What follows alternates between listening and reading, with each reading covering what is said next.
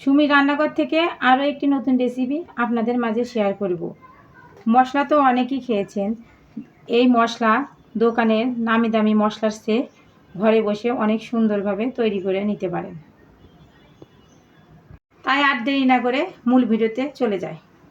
মশলা বানানোর জন্য আমি গোলমরিচ নিয়েছি, কালো এলাচ নিয়েছি, সাদা এলাচ নিয়েছি, তেজপাতা নিয়েছি, দারচিনি নিয়েছি, লবঙ্গ নিয়েছি, জয়িত্রী নিয়েছি, জয়ফল নিয়েছি 2টা, জিরা নিয়েছি। জয়ফল 2টা আমি ভেঙে ভিতর থেকে অংশটা বের করে নিয়েছি।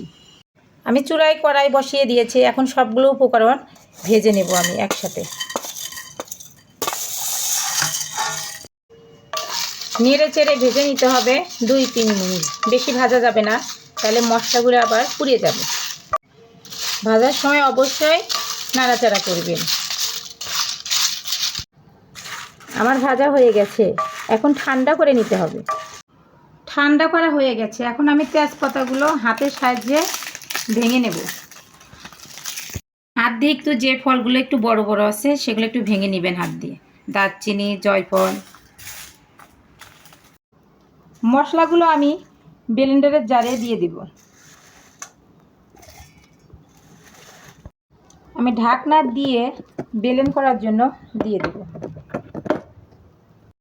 মশলা ব্লেন্ড করা হয়ে গেছে, দেখেন কতটা সুন্দর একবারে মিহি হয়েছে।